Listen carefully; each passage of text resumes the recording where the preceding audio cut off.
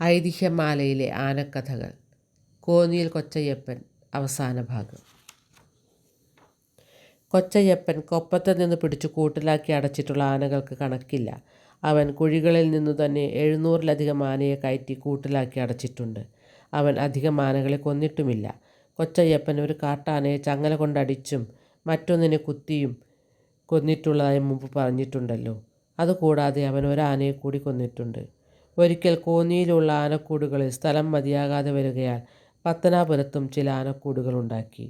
കൊച്ചയ്യപ്പനും മറ്റൊരു താപ്പാനയും കൂടി ഒരു കാട്ടാനയെ കുഴിയിൽ നിന്ന് കൊണ്ടുവന്ന് പത്തനാപുരത്തുള്ള കൂട്ടിലാക്കി അടയ്ക്കാനായി പുറപ്പെട്ടു. ആ കാട്ടാന വലിയ പിണക്കക്കാരനായിരുന്നു. അതിനെ കൊണ്ടുപോകാനുള്ള പ്രയാസം കൊണ്ടും വല്ല പ്രകാരവും കൂട്ടിലാക്കി അടച്ചാലും പിന്നീട് നാശങ്ങൾ ഉണ്ടാക്കി തീർത്തേക്കുമെന്ന് തോന്നിയതിനാലും പിടിവിട്ടാൽ തന്നെ അവൻ കുത്തിക്കൊന്നേക്കുമെന്നുള്ള ഭയം നിമിത്തവും കൊച്ചയ്യപ്പൻ ആ കാട്ടാനയെ വഴിക്ക് വെച്ച് കുത്തിക്കൊന്നു കളഞ്ഞു. അതും തിരുമൂലംപിള്ളയുടെ സമ്മതപ്രകാരം. കൊച്ചയ്യപ്പനും കൂട്ടാനയും വിഷമിക്കുന്നു എന്ന് കണ്ടപ്പോൾ എന്നാൽ കാച്ചിക്കള മകനെ എന്ന് തിരുമൂലംപിള്ള പറഞ്ഞിട്ടാണ് കൊച്ചയ്യപ്പൻ കുത്തിയത്. തിരുമൂലംപിള്ള പറയാതെ കൊച്ചയ്യപ്പൻ സ്വമേധയാ അങ്ങനെയൊന്നും ചെയ്യാറില്ല. 1099 ആണ്ട് കർക്കടക മാസത്തിൽ നാടു നീങ്ങിയ ശ്രീമൂലം തിരുനാൾ മഹാരാജാവ് തിരുമനസ്സുകൊണ്ട് ഒരിക്കൽ കൊല്ലത്ത് എഴുന്നള്ളിയിരുന്ന സമയം കൊച്ചയ്യപ്പനെ കാണുന്നതിന് കൽപ്പിച്ചാവശ്യപ്പെട്ടു.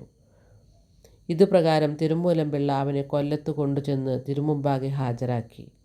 ഉടനെ അവൻ തുമ്പിക്കൈയിൽ മടക്കി പിടിച്ചിരുന്ന ഒരു കടലാസ് വെച്ചിട്ട് മുട്ടുകുത്തി തലകുനിച്ച് നമസ്കരിച്ചു. തിരുമനസ്സുകൊണ്ട് ആ കടലാസ് തൃക്കൈയിലെടുത്ത് തൃക്കൺ പാർത്തു. അതൊരു ഹർജിയായിരുന്നു. അതിൻ്റെ സാരം, അടിയനെ ആകാമായിരുന്ന കാലത്തെല്ലാം തിരുമനസ്സിലെ ഗവൺമെൻറ്റിലേക്ക് നഷ്ടം നേരിടാത്ത വിധത്തിലും ആദായമുണ്ടാകത്തക്ക വണ്ണവും മടിയും വ്യാജവും കൂടാതെ യഥാശക്തി വേല ചെയ്തിട്ടുണ്ട്. ഇപ്പോൾ അടിയന് പ്രായാധിക്യം നിമിത്തമുള്ള ക്ഷീണം കൊണ്ട് വേല ചെയ്യാൻ നിവൃത്തിയില്ലാതെ ആയിരിക്കുന്നു. അതിനാൽ വേല വിടുർത്തി പെൻഷൻ തരുന്നതിന് സദയം കൽപ്പനയുണ്ടാകണമെന്ന് സവിനയം അപേക്ഷിച്ചു കൊള്ളുന്നു. ഇതായിരുന്നു കുറിപ്പ്. കൊച്ചയ്യപ്പന് ഇത് എഴുതിക്കൊടുത്തത് ആരാണെന്ന് അന്വേഷിക്കുക പോലും ചെയ്യാതെ തിരുമനസ്സുകൊണ്ട് അവന് പെൻഷൻ കൊടുക്കാൻ സസന്തോഷം കൽപ്പിച്ചനുവദിച്ചു. കൊച്ചയ്യപ്പനെ കൊണ്ട് മേലാൽ യാതൊരു വേലയും ചെയ്യിച്ചു പോകരുതെന്നും അവന് പതിവുള്ള ചോറും മറ്റു രീതികളും ശരിയായി കൊടുത്തു കൊള്ളണമെന്നും അവനെ ആറന്മുളയിൽ നിർത്തി സംരക്ഷിച്ചു കൊള്ളണമെന്നും 2 നേരവും ആറ്റിൽ കൊണ്ടുപോയി കുളിപ്പിക്കണമെന്നും കൽപ്പനയിട്ടു. ഇങ്ങനെ ഒരു കൽപ്പന തിരുവിതാംകൂറിൽ മറ്റൊരാനയെക്കുറിച്ചും ഉണ്ടായിട്ടുള്ളതായി കേട്ടുകേൾവി പോലുമില്ല.